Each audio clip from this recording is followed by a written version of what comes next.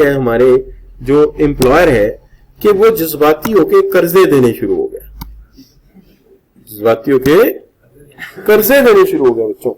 और अब वो कहता है कि where a loan is provided by an employer to employ the salary should include. जब एक कर्जा प्रोवाइड करे एम्प्लॉयर एम्प्लॉय को तो सैलरी में शामिल करना चाहिए। क्या बात यह है कि एक मार्कअप रेट रखा हुआ और वो मार्कअप रेट है 10%। जैसे होता है ना कोई चीज तोलने के लिए तराजू चाहिए, तराजू के लिए मरकज चाहिए, तो मरकज है 10%, यानी 10% हर सूरत रियासत चाहती है, एफपीआर चाहती है कि अगर आप एम्प्लॉयर से कर्जा लें तो 10% मार्कअप हमारे आपके टैक्स रिटर्न में जाना चाहिए। कितना जाना चाहिए? 10%। लेकिन किस तरह से कि फर्ज करें आपने लोन ले लिया, इंटरेस्ट बेस्ड लोन ले लिया, इंटरेस्ट ऑन लोन। आपका एम्प्लॉयर बहुत अच्छा था, उसने आपको लोन दिया और बहुत ही कम इंटरेस्ट पे दे दिया। फर्ज करें उसने आपको दे दिया ऑन इंटरेस्ट 4%। कितना? 4%, 4% पे दिया, बहुत कम है। अब इस पे रियासत को गुस्सा आए, इतने मजे, इतनी मौजे, वो कहेंगे नहीं, 10 में से 4 माइनस करो और बंदा बन के 6% हमें दे दो। यानी अगर उसने दिल खोल के 4% कह दिया है तो कितना होना चाहिए था? 10। तो उसने 10 नहीं लिया, 4 लिया है, तो 6 का फायदा हो रहा है, वो 6 हम ले। हाँ जाहिर बात है यार, एम्प्लॉयर से लेंगे, एम्प्लॉय से लेंगे जिसने बेनिफिट लिया। अच्छा ठीक है ना, जाहिर है उसके पड़ोसी को नो कहे तेरे पड़ोसी ने लोन दिया है, चल टैक्स निकाल। ऐसा हुआ कभी? या उसकी फूफो के घर जाकर चल टैक्स निकाल? ऐसा नहीं है, उसी से लेंगे जिसको फायदा हुआ। ठीक है बच्चों? अच्छा मैं ऐसे मजाक कर रहा हूं यार, तुम सीरियस नहीं हो रहा। अच्छा अगर अबव चार्ज कर लिया उसने, किससे अबव चार्ज कर लिया? फर्ज करें उसने 12% कर लिया, किसने? एम्प्लॉयर ने 12% चार्ज कर लिया, या उसने 10% ही कर लिया, तो फिर हुकूमत कहेगी यार उसने पहले ही 10 ले लिया, अब हमने क्या देना। इसका मतलब है कम लेगा तो बाकी का हमें दे देना, और अगर वो उतना ही उससे ज्यादा लेगा फिर खैर है, फिर कोई नहीं, फिर तो पहले ही तुम्हारा जो लीमू है निचड़ चुका है, उसके अंदर जूस ही नहीं है, हम क्या निकालें है, हमदर्द लोग। लेकिन अगर एम्प्लॉयर जो है वो आपको 0 रेट ऑफ इंटरेस्ट पे दे दे, नो इंटरेस्ट, तो वो कहते हैं यार हद हो गई, यानी अब इंटरेस्ट भी नहीं लिए जाएंगे और लोन भी लिए जाएंगे। वो कहेंगे 10 माइनस 0, 10% हमें दो। ठीक है, यानी उसकी जी बिल्कुल फर्क इंटरेस्ट लगेगा उसको, वो जाहिर है एक दिन वापस तो आपने कर ही देनी है। वो जितने दिन आपके पास रहेगी, जितने साल रहेगी, उतने साल उन्होंने ये लेते रहना। ठीक होगी बात? अच्छा वो उसकी पे टर्म्स वगैरह जो है वो फिर लंबी कहानी है, क्योंकि हमारा जो टैक्स साल के हिसाब से होता है, इसलिए हम उस कहानी में नहीं फंसते कि कितने साल में वापस करेगा ये। हम सिंपल कहते हैं कि इस साल इतना लोन है और इतना इंटरेस्ट दे रहा था, अगर इसमें 4 है तो 6 गवर्नमेंट को ऐड कर दो और दे दो, और अगर 0 था तो 10 दे दो, और अगर 10 या 10 से ज्यादा तो फिर कुछ भी ना दो, उसके आगे टैक्स डालो, अल्लाह ला। क्लियर हो गया? अच्छा बच्चों अब ये वापस आते हैं, ला में क्या लिखा है? कहते हैं where no profit interest on loan is paid. अगर कोई भी है, यहां जाहिर है इंटरेस्ट को प्रॉफिट कहा जाता है, इस्लामी मुल्क है। अच्छा तो कहते हैं interest on loan calculated at benchmark rate, यानी फिर 10% देना पड़ेगा, बेंचमार्क रेट पे इंटरेस्ट कैलकुलेट होगा। Where profit on interest on loan paid by employ is less than the benchmark rate, तो क्या देना पड़ेगा उसका?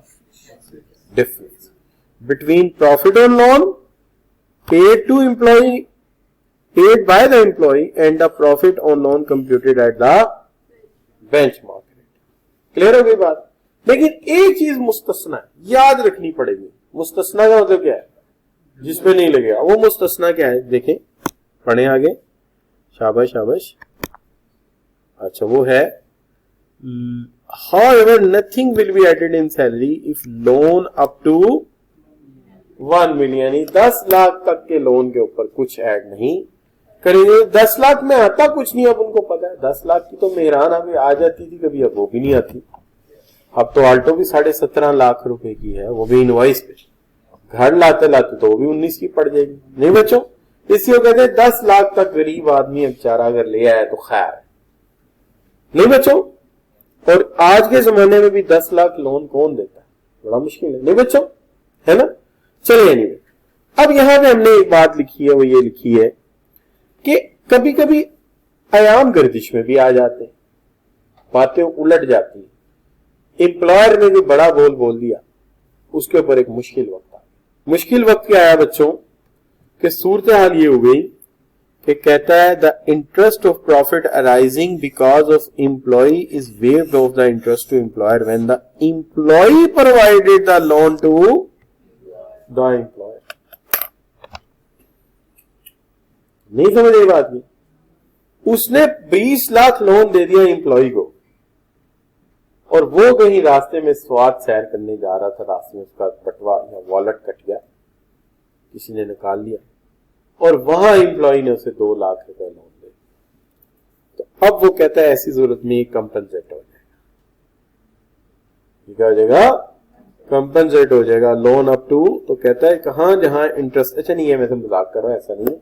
एक्चुअली ये कहानी ये था कि वो लोन आपको देता है, आप लोन उसे देते हैं। कैसे? प्रोविडेंट फंड में कटवा देते हैं। और बस कंपनीज में रूल होता है वो प्रोविडेंट फंड भी कारोबार में री इन्वेस्ट होगा। तो कह रहे होते हैं ठीक है, इसको भी इन्वेस्ट कर देते हैं, पैसे एम्प्लॉय के पैसे जिन्हें बढ़ जाएंगे, और उस हिसाब से हम प्रोविडेंट में कुछ मजीद ऐड कर दें। ठीक होगी बात? तो ये वो बात कर रहा है। तो यहाँ में गर्दिश मैंने एवं डाल दिए थे, मैंने कहा चलो यार तुम्हें भी जरा खुशी हो जाएगी कि गरीब भी किसी को कर्जा दे सकता है। नहीं बच्चों? अच्छा, तो ऐसा जिंदगी में हो जाता है कभी कभी। क्या ख्याल है बच्चों? नहीं? अच्छा चलिए हम आगे बढ़ते हैं, एक सवाल देखते हैं। Mister Ishfaq is an employ of XYZ company. Mister Ishfaq has availed a loan of 20 lakh or 2 million year 2012. The amount shall be added into his income from salary, which is 60,000 per month, and he go loan on following alternative assumptions. यानी मिसाल के तौर पे assumptions क्या है कि 60,000 तनख्वाह हो बंदे की, 60,000 सैलरी हो, बेसिक सैलरी, ठीक है। इनकम फ्रॉम सैलरी लिख देता हूँ यहाँ पे, बाकी हेड्स भी होंगे, लेकिन इनकम फ्रॉम सैलरी 12 सैलरी आई बच्चों, कितने पैसे बन गए? 6 12 12 6 72 हो गया ना, तो ये हो गया 7,20,000। ठीक है बच्चों? अच्छा, अब बच्चों इसके अंदर वो कहता है कि अगर नो इंटरेस्ट हो तो फिर क्या होगा? तो अगर नो इंटरेस्ट है तो बच्चों ये 20 लाख रुपया मल्टीप्लाई हो जाएगा 10% के साथ, तो इसमें ऐड हो जाएगा 2 लाख। ठीक है, पहली assumption ये। ठीक है, दूसरी assumption ये हो सकती है कि उससे कितना लिया गया हो? 6%। तो फिर ये जो आपका 2 मिलियन है, इसका 10 माइनस 6 4%, यानी 80,000 रुपये बन जाएगा। क्या ख्याल है? तो इसकी जगह फिर ये आएगा। और अगर 0 हुआ तो, नहीं सॉरी, अगर 18 हुआ तो, 18 हुआ तो हम यहां लिख देंगे, ठीक है जी, 18%, लेकिन यहां लगा देंगे डैश, क्योंकि वो पहले ही 10% से ज्यादा हो गया। ठीक होगी बात बच्चों? No problem. अब हम एक ऐसी बात करने लगे हैं जो अक्सर औकात बच्चों को डाइजेस्ट हो जाती है आराम से। मिसाल के तौर पे, अच्छा यहां तो क्लियर है ना? अब गाड़ी हो गई, हाउसमेड हो गए, यूटिलिटीज हो गई, उसके बाद लोन हो गया। ठीक है जी, अब चलते हैं इस तरफ के लोन लेके आगे कारोबार कर लिया। लोन लेके आगे कारोबार कर लिया। ए लोन कहते हैं where a employ uses a loan obtain from employer for acquisition of any asset or property producing income under any head of income, यानी लाजिम थोड़ी उसी हेड में, सैलरी के हेड में जा रहा है, वो किसी और हेड में प्रोड्यूस करेगी। उसने कोई ऐसी चीज ले ली जो कि आमदनी प्रोड्यूस कर रही है, तो माना ये जाएगा he has paid the profit interest equal to benchmark rate, तो benchmark rate तक वो पे कर चुका है, ये अज्यूम किया जाएगा।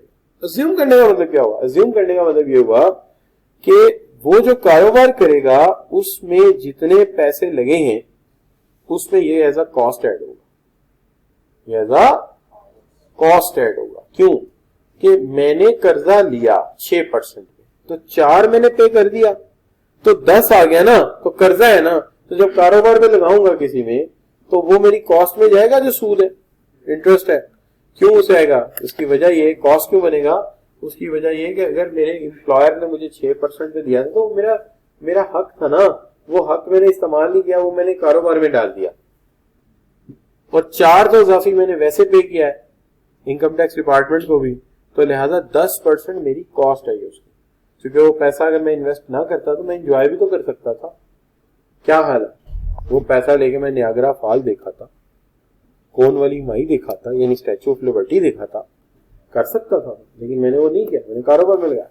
तो उसको लेने में जो मेरी लागत आई है वो मेरी बिजनेस की कॉस्ट है, इसे हम कंसीडर करेंगे वो आपने पे किया है, और वो जो है assume that employee has paid the profit interest के उसने ये सूद पे किया, उसने ये सूद पे किया। सवाल है एक, सवाल ये कि mister Aslam has obtained a loan of 26 lakh from employer on February 1 यानी 2018 for the purpose of purchasing a shop for his business. The interest charged by the employer is 4% and he has provided you the following detail regarding tax year 2019. ठीक है जी। अब कहता है कि the revenue earned from the business is this and expenses incurred is 6 lakh, यानी वो कौन सा वाला बिजनेस जो उसने किया है ना वो। और डिटेल रिगार्डिंग सैलरी ये है कि बेसिक सैलरी जो है उसकी वो कितनी है 1 लाख, और हाउस रेंट कितना मिल रहा है उसको 60 लाख। अब अगर देखा जाए इस पूरी स्टेटमेंट को, मैं जरा आगे ले जाऊँ, स्टेटमेंट में अपने हाथ में रख लेता हूँ। अच्छा, अब बच्चों बात जो है अगर इस बात को गौर से देखा जाए तो बात यह है कि सबसे पहले इनकम फ्रॉम सैलरी आएगी, इनकम फ्रॉम सैलरी। तो first of all income from salary. अच्छा जी, इनकम फ्रॉम सैलरी की जब मैं बात करता हूं तो सैलरी है भाई की कितनी 1 लाख, तो 1 लाख को 12 से मल्टीप्लाई किया तो सैलरी होगी आपकी 12 लाख। ठीक है। अच्छा, उसके बाद हाउस रेंट अलाउंस बता रहा है 60,000, ये भी 12 से मल्टीप्लाई होगा और ये बन जाएगा कितना 7,20,000, तो 12/72 होता है। ठीक है जी। अच्छा, उसके बाद उसने ये लोन भी तो ऑब्टेन किया है ना, तो ये हो गया उसका हाउस रेंट। ठीक है जी, हाउस रेंट अलाउंस है। अच्छा, और ये इसकी क्या है बेसिक सैलरी। और बच्चों जो उसने लोन लिया है, वो लोन जो उसने लिया है वो लिया है उसने 26 लाख रुपए। ठीक है, और 26 लाख रुपए में कितने परसेंट पे लिया है, तो लिहाजा हम करेंगे 10 - 4%। ठीक है, लेकिन पहले चूंकि 12 था तो 12/12 1 होता है, मल्टीप्लाई नहीं किया था। लेकिन अब जो महीने रहते हैं उसके हिसाब से करना पड़ेगा ना कि महीने कितने रहते हैं, कब लिया है, यकम फरवरी, तो फरवरी, मार्च, अप्रैल, मई, जून। तो जो बच्चे नए हैं उनको पता होगा कि हमारा जो साल शुरू होता है वो यकम जुलाई को शुरू होता है।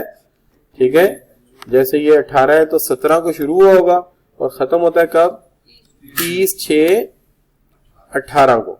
तो इस हिसाब से देखा जाए तो ये बन जाएंगे आपके कितने महीने, शाबाश, 5/12। ये बेनिफिट आ गया आपको कितना, 65,000 बन गया। देखिए इतने बनता है बच्चों, देखिए जरा, शाबाश, 65,000।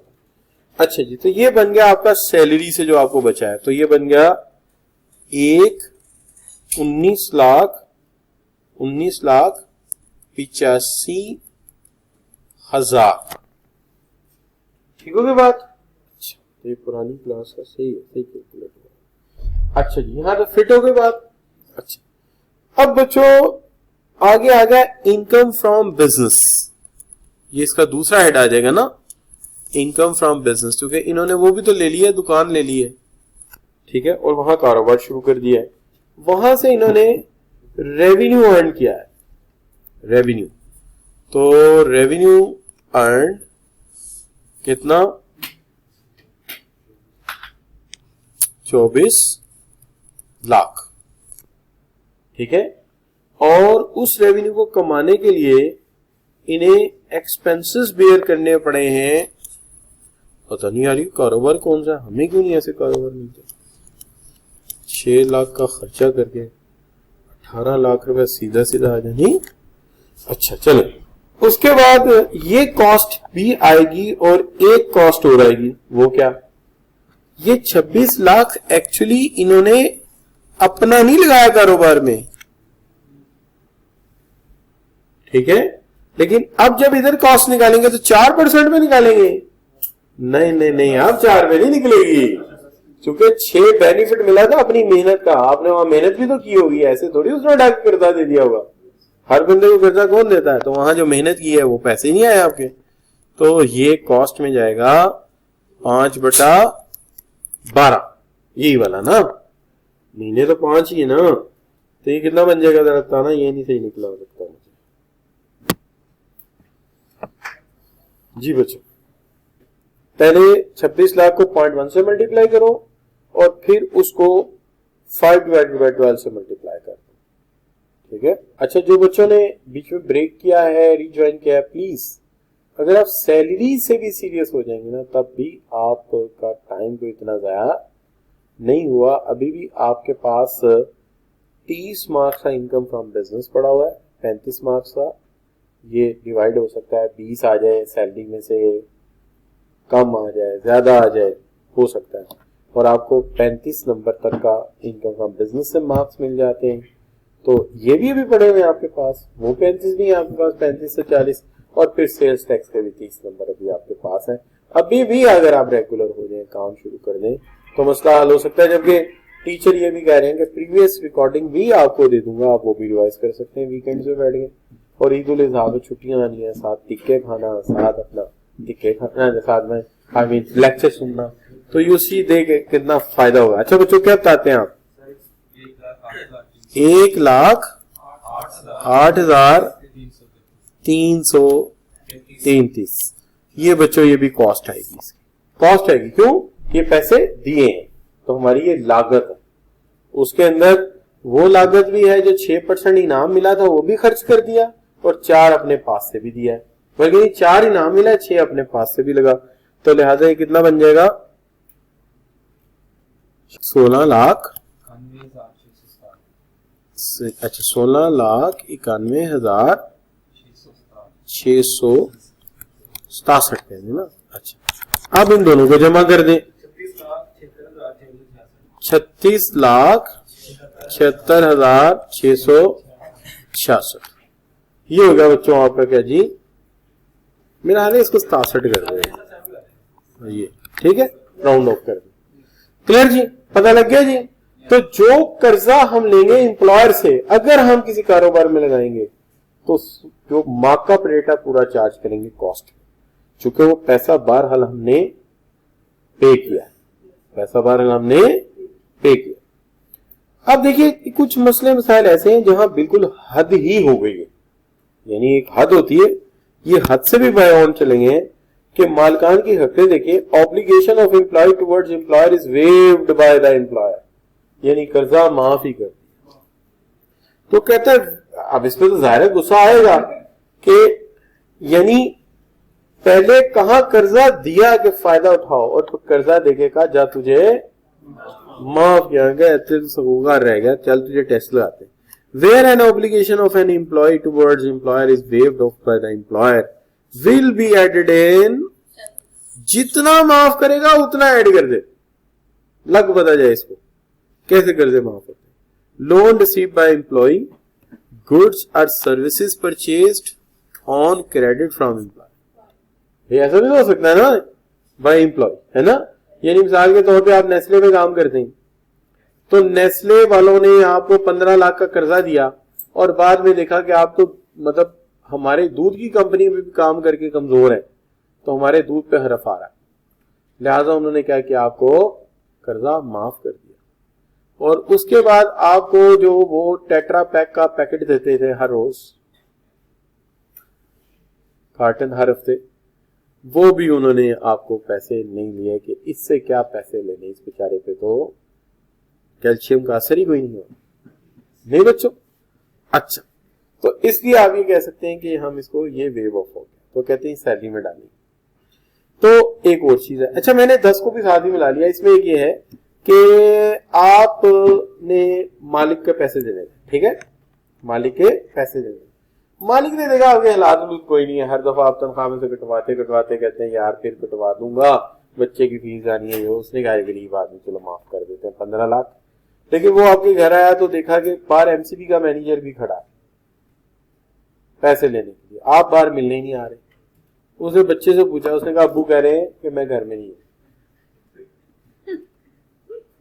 अच्छा, उसने बच्चे से पूछा कि अब्बू ऐसा क्यों कह रहे हैं, कह रहे जी आपसे तो मिल लेते लेकिन वो साथ में एमसीबी का मैनेजर भी खड़ा है, उसे पैसे लेने। तो मालिक ने कहा similarly if an employ of an obligation of an employ towards third party is paid by the employer. तो एम्प्लॉयर ने कहा अब्बू से को कि तुम घर आ जाओ और मुझे मिल लो, इससे मैं बात कर लेता हूं। तो उससे बात कर ली and it will be added in the salary. तो ये भी सैलरी में क्या कर देंगे, ऐड कर देंगे। अल्लाह जाने ऐसे एम्प्लॉयर कहाँ है, नहीं हमें तो बैठने की स्टूल भी नहीं मिलता। अच्छा बच्चा, so loan receive by the employ and goods और सर्विसेज परचेज किसी से की, और इसके बाद फौरन ही क्या हुआ, एक सब्जी वाला आ गया, उन्होंने कहा जी कैप्सिकम लेके खाता रहा, शिमला मिर्च खाता रहा, उसके अलावा गोश्त भी मेरे नाम लेके उधार लाता रहा। तो उसने कहा चल यार ये भी मैं दे दे, ठीक है। तो ये सारे किस में ऐड हो जाएंगे, ये सैलरी में ऐड हो जाएंगे। तो हम ऐसा कर लेते हैं, यूं कर लेते हैं, कहता है कि mister Amjad was entitled to following during the tax year 2020। Basic salary उनकी कितनी है, 10,40,000। एजुकेशन अलाउंस उन्हें मिलता है 2 लाख बच्चों के लिए। और mister Anjum obtain a loan from his employer in the tax year 2015 amounting to 9 lakh but was not able to pay till now। अभी तक 1 रुपया भी नहीं दे सके। अच्छा जी, his employer has decided to waive off the loan। उसने कहा कि नहीं दे सकेगा, चलो माफ कर देते हैं। Amjad also obtain a loan of 10 lakh which is paid by the employer। उसने कर्जा लिया था एमपीसी से, वो भी एम्प्लॉयर ने पे ऑफ कर दिया। तो यहां पे क्या बनेगा, यहां यूं बनेगा कि सबसे पहले लिखेंगे उसकी बेसिक सैलरी। बेसिक सैलरी तो लिखी हुई है, ऐसे ही उठा के वहां से इधर ले आएंगे, ठीक है ना। अब ये तो आपको पता है ये लाइन सी सीधी क्यों बनती है, कोविड की वैक्सीनेशन कराई ना तब से। तो ये बन गई जी, इलेक्ट्रॉनिकल चेंजेस आ गई हैं बाजू में। अच्छा बच्चों, सही हो गई बात। आज देखो मैं आपके पास से बच के गुजरता हूं कि कहीं मेरा हाथ ना लगे, करंट पड़ेगा आपको। अच्छा बच्चों, अब एजुकेशन अलाउंस, एजुकेशन अलाउंस कितना बच्चों, 2 लाख ही आ गया, ठीक है जी। अच्छा, और उसके बाद जनाब लोन वेव्ड ऑफ, तो जो लोन वेव्ड ऑफ होगा ना वो भाई पूरे का पूरा ही आ जाएगा। उसकी वजह हुकूमत कहती है कि इतनी मौजें तुम्हारी लगी है, थोड़ी मौजें हमारी भी लगाओ। और जो उसने loan paid to third party, उसने जो थर्ड पार्टी को पे किया है, कितना पे किया है, शाबाश 10 लाख है। ये लीजिए, ये टोटल कर दीजिए इसका 31,40,000। ये बच्चों ये आ गई इसकी टैक्सेबल सैलरी। टैक्सेबल सैलरी और भी होंगे, इसलिए हमने टैक्सेबल सैलरी लिखा कि हो सकता है कि आगे और भी हेड्स हो। क्लियर बच्चों, नो प्रॉब्लम, कोई चीज मुश्किल? अच्छा, अब बच्चों यहां पे एक चीज और हो सकती है कि एम्प्लॉयर जो है ना वो प्रॉपर्टी ट्रांसफर कर दे या सर्विस प्रोवाइड कर दे। तो वो कहता है कि where a property is transferred as service are provided by an employer to an employee, salary shall include the fair market value of property at the time of transfer less the amount paid by the employee to employer। के अगर उसने घर ले दिया है तो वो घर है फर्ज करें 75 लाख का, लेकिन एम्प्लॉय ने भी कुछ पहले से कटवाया होगा, कुछ जमा किया होगा, तो स्कीम के तहत मिला होगा ना।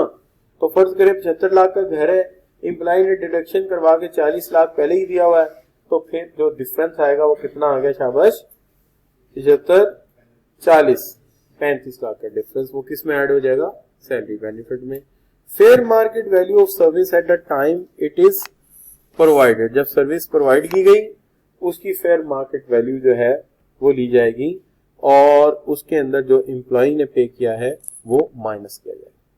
इसका मतलब है कि जो उसकी फेयर मार्केट वैल्यू है minus amount paid by employ, employ ने जो अमाउंट दिया है वो उसमें से क्या हो जाएगी? माइनस हो जाएगी। क्लियर बच्चों? अच्छा जी, तो अब इसके अंदर जल्दी से देख लेते हैं। Mister Nabeel works with the XYZ company on monthly salary of 60,000 with the house rent कितना? 20,000। ठीक है जी। अच्छा, अब बच्चों company agrees to provide pick and drop service to mister Nabeel's children, और उसके लिए the monthly expenditure for the employer is regarded amount कितनी है? लेकिन उनमें से मिस्टर नबील कितने देते हैं? 2,000 amount on the account of pick and drop service provided by the employer. The company has gifted a plot of land to mister Nabeel of the fair market value of 15 lakh. ठीक है जी। तो जनाब सीधी सी बात है कि इनकम फ्रॉम सैलरी का head है, basic salary जो है मिस्टर नबील की वो है, अल्लाह आपका भला करे, कितनी?